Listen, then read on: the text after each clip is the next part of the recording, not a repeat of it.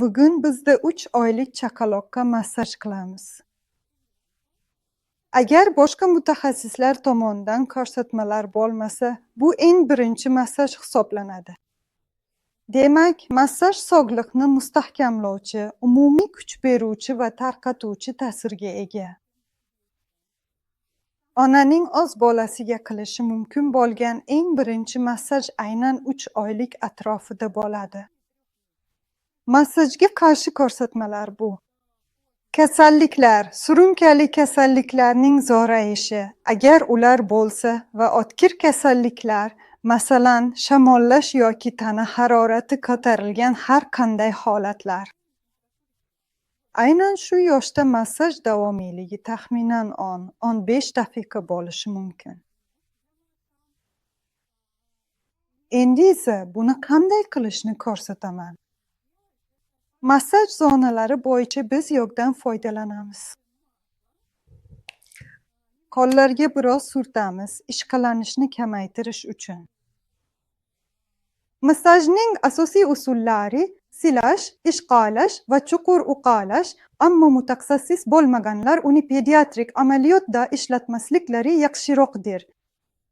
Bu ko'proq professional usul va tebranish, suddiy vibratsiya kabi massajda biz bo'gimlarni chetlab o'tamiz va asosan mushaklar bilan ishlaymiz. Har doim oyoqlardan boshlaymiz.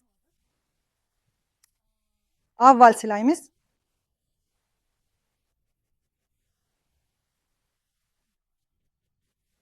Keyin surtamiz.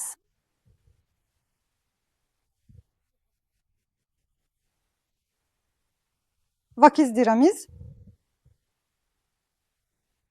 Engel kezdiramiz. Va bu yerda ham kezdirish texnikasi mavjud.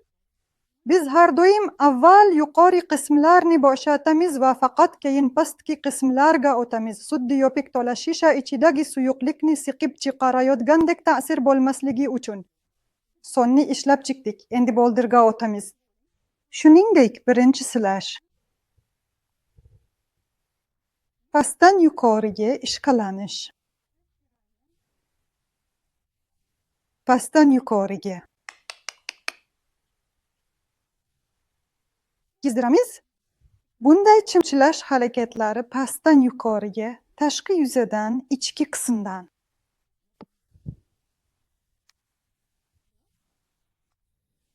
Endi oyoq yuqori yuzadan xuddi shu siqish harakatlari bilan.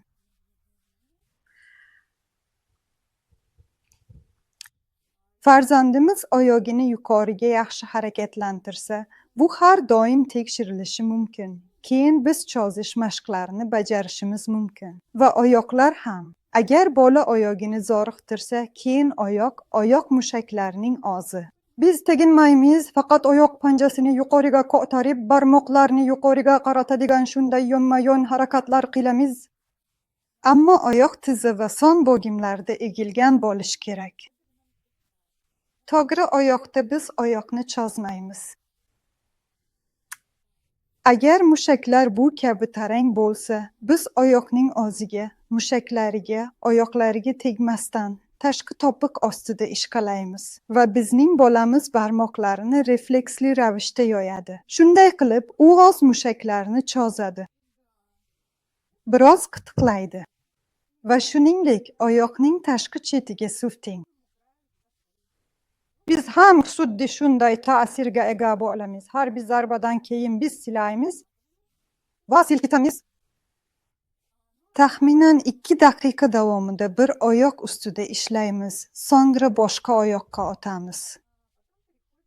Xuddi shu prinsip bo'yicha. 3 oylik chaqaloqlar odatda massajga juda yaxshi toqat qiladilar. Ular buni yoqtirishadi. Biz ham birinchi navbatda sonni silaymiz. Pastdan yuqoriga qobiq limfa tugunlari yo'nalishi bo'yicha limfani yonma-yon yo'naltiramiz. Endi ishqalaymiz. Tashqi yuza. Oldi ishki. Oldin. Va kezdiramiz. Engel kezdiramiz pastdan yuqoriga. Shuningdek, biz ko'krak va qorin bo'shligiga o'tamiz.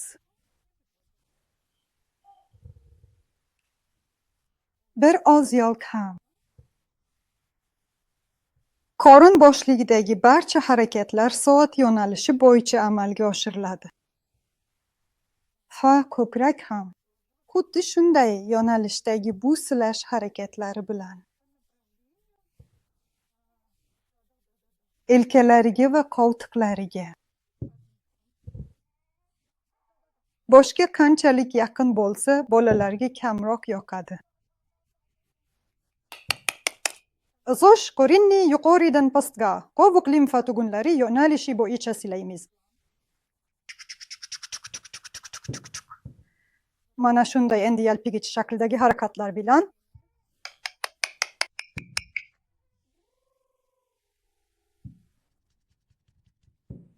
dumaloq ishqalanish va yengil kizdiramiz.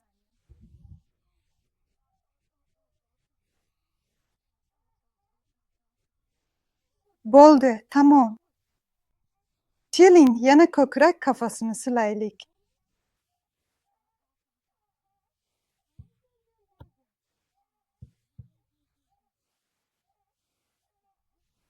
Va biz bolani biroz chalg'itish uchun qo'lini kizdirishga o'tamiz.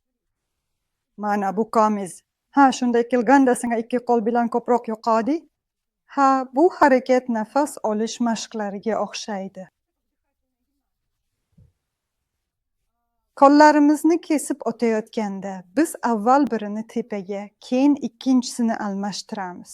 Bu juda tez bajarilishi kerak, chunki bola kattalarga qaraganda tezroq nafas oladi va nafas olish harakatlarining chastotasi yuqori. Shuning uchun bu juda tez bajarilishi kerak.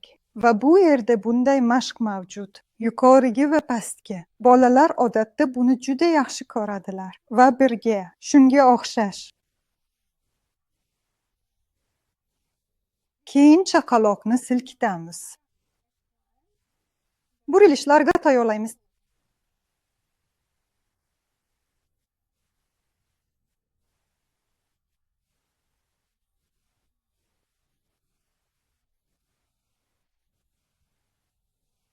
Menga gimnastika ko'proq yoqadi. Endi oyoqlar. Oyoqlarni kizdiramiz. Shuningdek, biz ikkita oyoqni bir-biriga buklaymiz. Keyin birma-bir. Yumshoq, lekin qat'iyat bilan. Keyin velosipedni birma-bir qilamiz.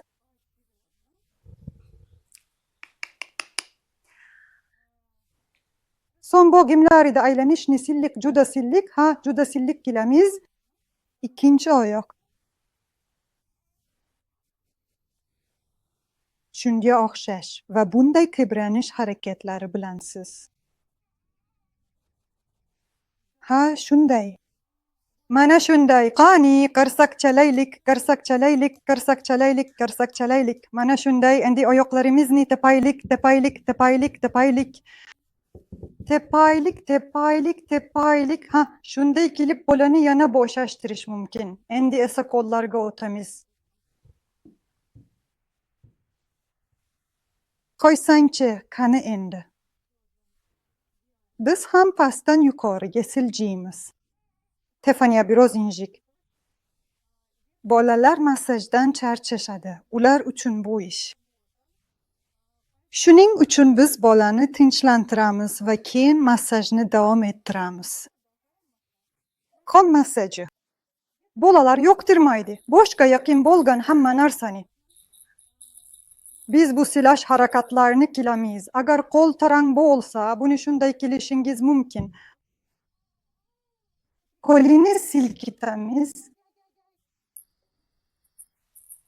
Avval biz elkani silaymiz. Bilakni. Va endi qo'l kaftiga o'tamiz. Kaytni kizdiramiz. Katta barmoq va kichik barmoqning tepaligini. Agar bola mushtlaringizni siqing, shu tarzda dam oling, barmoqlaringizni pastdan bosing. Keyin har bir barmoq ustida yon yuzalar bo'ylab pastdan yuqoriga ishlaymiz. Bu bolaning nozik motorikasiga va nutqini rivojlantirish uchun foydalidir. Bolaning bosh barmog'ini qanday tortishini tekshirish juda muhimdir. Buning uchun biz barcha barmoqlarning asosini ushlaymiz va bosh barmog'ida, uning pastida biz bosh barmog'imizni joylashtiramiz. Biz silliq harakatlar qilamiz. Tashqariga va pastga cho'zamiz. Tashqariga va pastga, shunday. Keyin mashqni bajaramiz. Shuningdek, bolaning mushaklarini cho'zamiz va mustahkamlaymiz. Mana sizning qo'llaringiz uchun oson kezdirish. Qo'llar yuqoriga va pastga buklangan holda. Avval biri tepada, keyin ikkinchisi. Shu bilan bir qatorda qo'llar yuqoriga, pastga, yuqoriga. Va guruhlash uchun mashq. 2-5 oydan boshlab hamma bolalar buni qila olmaydi. Ammo 3 oydan keyin chaqaloq boshini ko'tarishi kerak. Biz bosh barmoqni bosamiz. Kaft og'iz refleksini faollashtiramiz va shundan keyin biz bolani asta-sekin ko'taramiz. Va agar u muvaffaqiyatga erishsa, bu 3 marta amalga oshirilishi mumkin. Sen zo'rsan. Endi biz qorin bo'shligiga ag'darilamiz. Shunga o'xshash.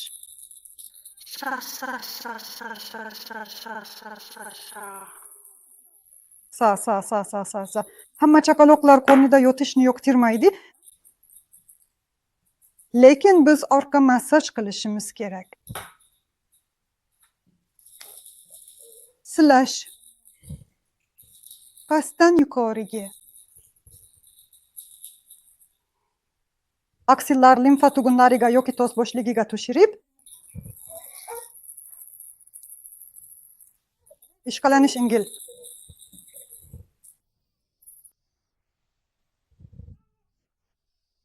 Va kezdiramiz. Gaza. Biz umurtqani kilmaymiz.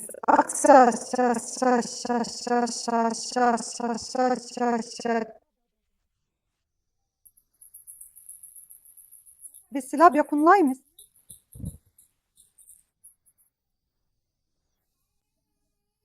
Va dumba ishqalaymiz.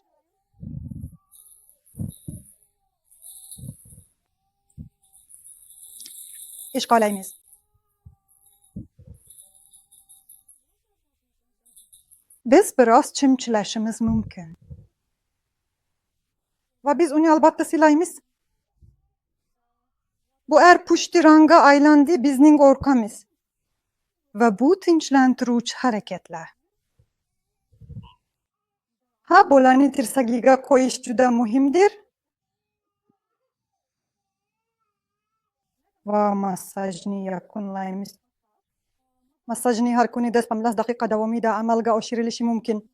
Massajni bola o'zini yaxshi his qilganda, kayfiyati yaxshi, sog'lom bo'lganda qilish muhimdir. Va vaqtini shunday tanlash yaxshidirki, massaj ko'pincha bolalarni o'yga o'tadi, shunda oksilashdan oldin bo'lmaydi.